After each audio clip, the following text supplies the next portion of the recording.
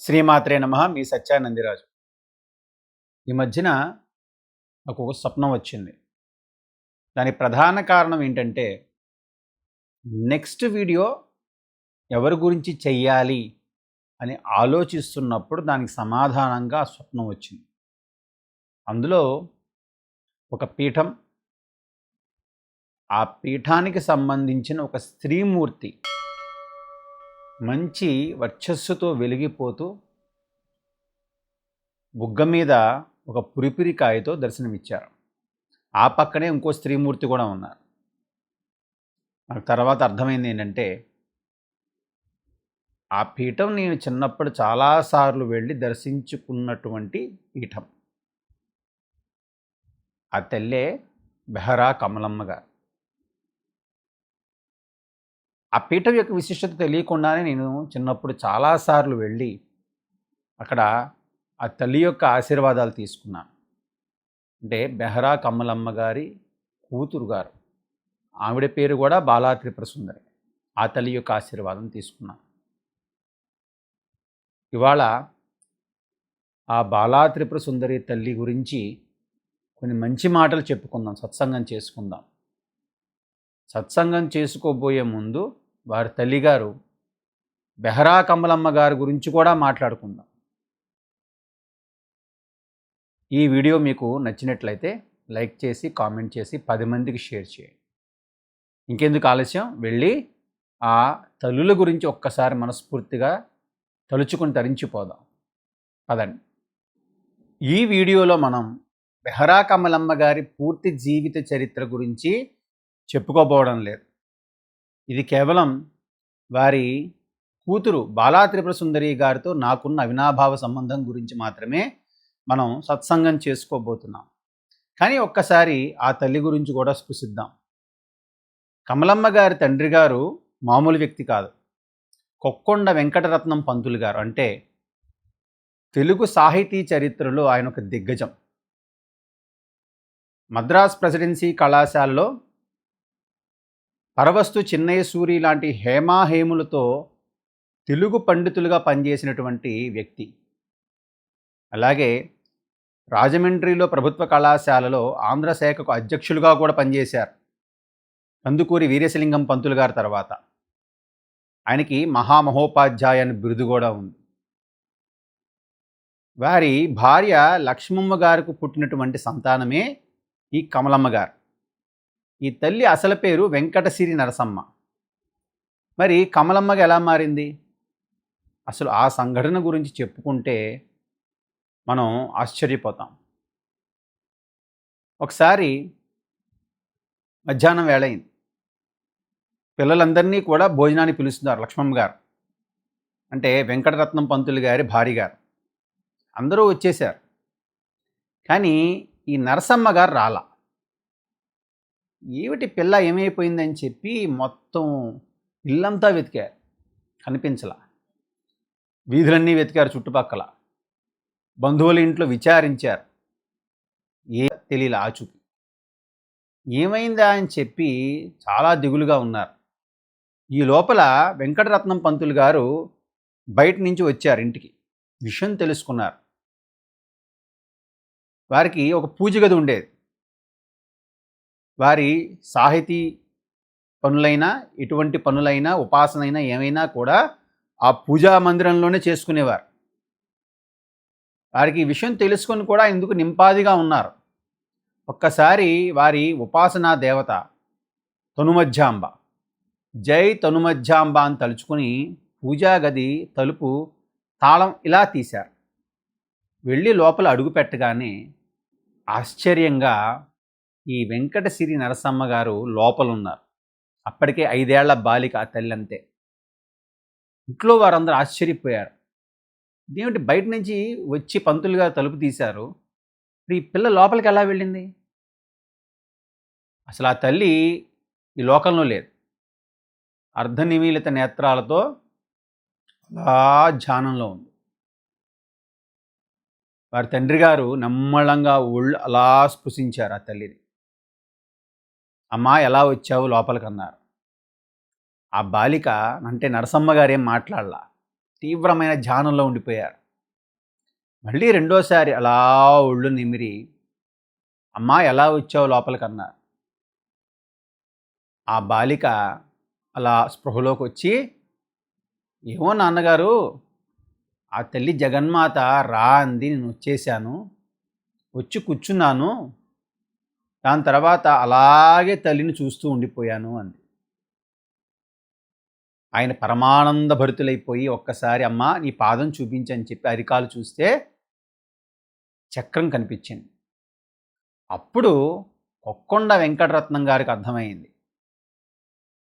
ఈ పిల్ల మామూలు పిల్ల కాదు, తాను ఉపాసించే ఆ దేవతే ఈ బాలిక రూపంలో తనకు కూతురుగా జన్మించిందని చెప్పి ఆయన రూఢీపరుచుకుని తన పీఠానికి వారసురాలు ఈ తల్లే అవుతుందని చెప్పి ఆ ఉపాసనా దేవత యొక్క పేరు మీద ఆ వెంకటసిరి నరసమ్మకు కమలమ్మగా నామకరణం చేశారు, పేరు మార్చారు. అప్పటి నుంచి ఆ తల్లి కమలమ్మగా పేరు మార్చుకుంది. అప్పటి నుంచి ఎన్నో అద్భుతమైనటువంటి దైవీక లక్షణాలు ఆ తల్లిలో కనిపించేవందరికీ. అటువంటి తల్లి ఎంతమంది జీవితాలను మార్చేశారు. 1956లో అగ్రహారం ఏలూరులో అక్కడ ఈ బాలా త్రిపుర సుందరి దేవి యొక్క పీఠాన్ని స్థాపించారు. ఆ తల్లి కుంకం ఇస్తే చాలు, దీర్ఘకాలిక రోగాలు, క్యాన్సర్ లాంటివి కూడా తగ్గాల్సింది. ఎంతోమందిని ఆ తల్లి రక్షించింది, జీవితాలను మార్చింది. అటువంటి తల్లికి 3 కూతుళ్ళు.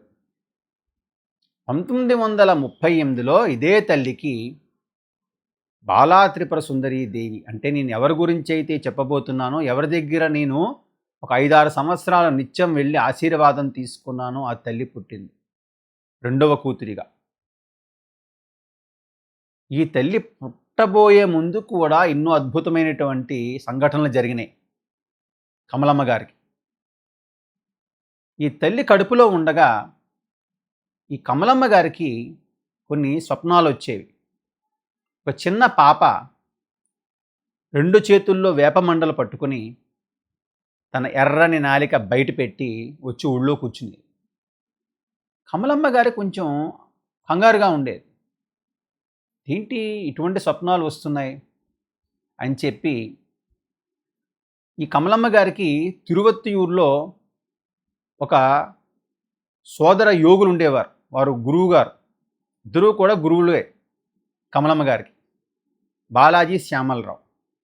అలా తలుచుకోగానే ఆ బాలాజీ శ్యామలరావు, ఆ సోదర యోగులు ఈ తల్లికి స్వప్నంలో కనిపించి, కమలమ్మ గారికి కంగారు పడవద్దు, నీకు పుట్టబోయే ఈ సంతానం కాళీమాత యొక్క అంశ, అందుకే ఆ విధంగా స్వప్నంలో కనబడుతోంది. ఈ పిల్లకి నువ్వు బాలా త్రిపుర సుందరి అని నామకరణం చేస్తానని అనుకుంటే ఇటువంటి సంఘటనలు ఇంకా పునరావృతం కావు అని చెప్పి వారు స్వప్నంలో చెప్పారు. ఇప్పుడు కమలమ్మ గారు అలాగే అనుకున్నారు, పుట్టబోయే పిల్లకి నేను బాలా త్రిపుర సుందరీ దేవి అని పేరు పెట్టుకుంటానని. అప్పటి నుంచి అవి స్వప్నాలు రావడం ఆగిపోయాయి. సరే, పిల్ల పుట్టింది, కొంచెం చామన్ ఛాయ, కొంచెం నల్లగా ఉంది. ఏమని చెప్పారు ఈ బాలిక గురించి వారు? కాళికాదేవి అంశ అన్నారు కదా, అది రూఢీపరుస్తూ ఆ పిల్ల 2 ఎత్తైన పళ్ళు కూరలతో పుట్టింది. కమలమ్మ గారి దిగులు పట్టుకుంది, మరి ఎంత కాళికాదేవి అంశ అయినా పుట్టిన పిల్లకి ఇలా కూరలుగా ఉంటే ఎట్లా అని ఆ జగన్మాతని, వారి గురువుల్ని నిరంతరం ప్రార్థించారు.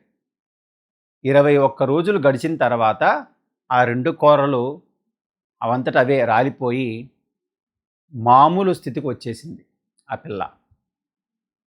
అప్పుడు కమలమ్మ గారు ఊపిరి పీల్చుకున్నారు.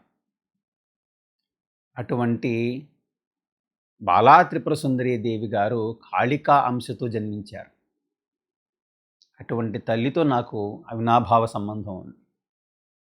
ఇంకో అద్భుత సంఘటన కూడా జరిగింది. ఈ బాలా త్రిపుర సుందరీ దేవి గారు ఒకానొక వేసవి కాలంలో ఆడుకుంటున్నారు, బాగా ఎండలున్నాయి. ఆ బాలా త్రిపుర సుందరీ దేవి లోపలికి వచ్చారు అంటే కమలమ్మ గారి రెండో సంతానం వచ్చి బాగా ఉక్కపోతగా ఉంది కదా అని చెప్పి ఒక్కసారి ఇలా పద్మాసనంలో కూర్చున్న పిల్ల గాల్లోకి లేచింది. లేచి ఇంత ఎండగా ఉంది కదా వేడిగా ఉండని చెప్పి ఒక చెయ్యిని ఇలా విదిల్చింది గాల్లో. మల్లెపూలు జలజల రాలుతున్నాయి ఆ చేతిలో నుంచి. ఇంకో చెయ్యి ఇలా విదిల్చింది. ఆ చేతుల్లో నుంచి చిరుజల్లులు కురవడం మొదలుపెట్టి ఆ గదంతా కూడా వాతావరణం ఒక్కసారి చల్లబడిపోయింది. కమలమ్మ గారికి మరొక్కసారి గుర్తుకు వచ్చింది, ఈ రెండవ సంతానం కాళికాదేవి అంశ. కానీ ఏ లక్ష్యంతో అయితే ఆవిడ పీఠం పెట్టారో, అంటే ప్రతి ఒక్కరూ కూడా ముక్తి మోక్షం పొందాలని, ఇటువంటి అతీంద్రియ శక్తులతో అసలు లక్ష్యం నుంచి దూరం కాకూడదని చెప్పి ఆ కమలమ్మ గారు ఆ జగన్మాతని ప్రార్థించారు. అమ్మ, ఈ పీఠం కామకోటి పీఠం కాదు, కామకూటం కాదు, ఇది ముక్తిధామంగా విరసిల్లాలి. ఇటువంటి అతీంద్రియ శక్తులు ఇంకా ముందు ముందు ప్రదర్శించవద్దు అని చెప్పి కోరుకున్న తర్వాత అటువంటి సంఘటనలు మళ్ళీ ఇంకెప్పుడు జరగలేదు. అందుకే ఈ పీఠానికి పేరు కమలాంబికా ముక్తిధామం, కామకోటి పీఠం కాదు.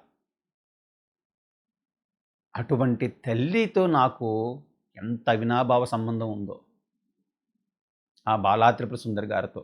ఆ తల్లి థియోసాఫికల్ సొసైటీలో 40 ఏళ్ళు టీచర్గా పనిచేశారు.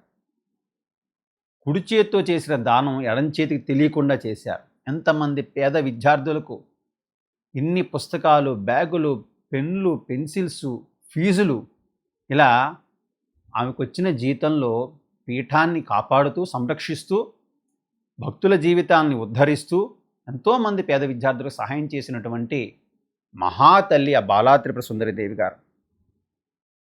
నాకు సుమారు 6th క్లాస్ నుంచి ఈ 10th క్లాస్ వరకు కూడా నేను ఈ పీఠానికి వెళ్ళేవాడిని. సాయంకాలం 6-7 ప్రాంతంలో.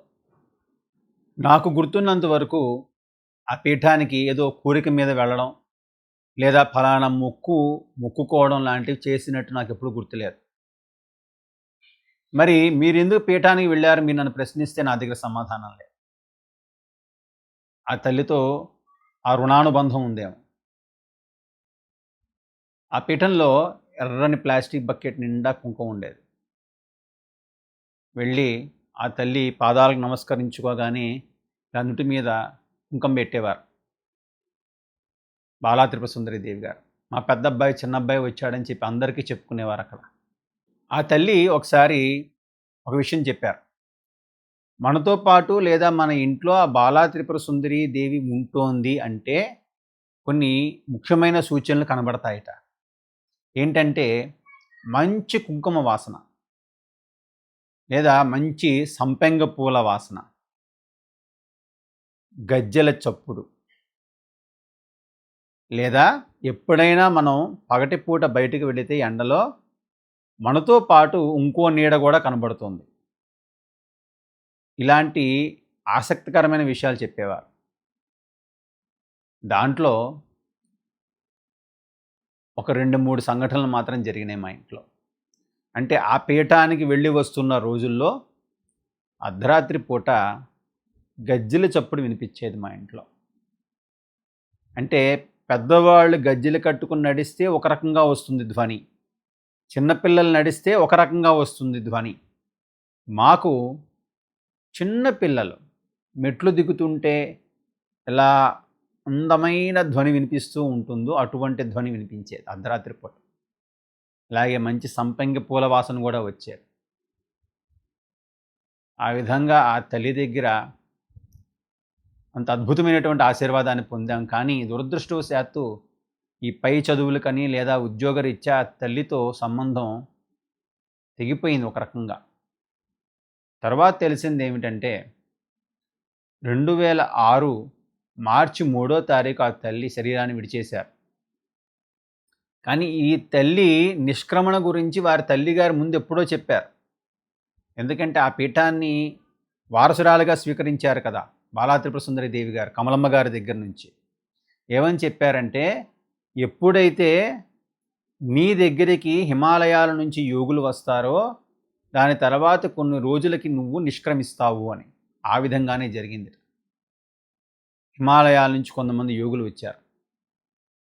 వచ్చిన 2-3 రోజులకి, అంటే మార్చి 3, 2006లో ఆ తల్లి శరీరం విడిచిపెట్టేశారు, సిద్ధి పొందేశారు. ముందే చెప్పారట.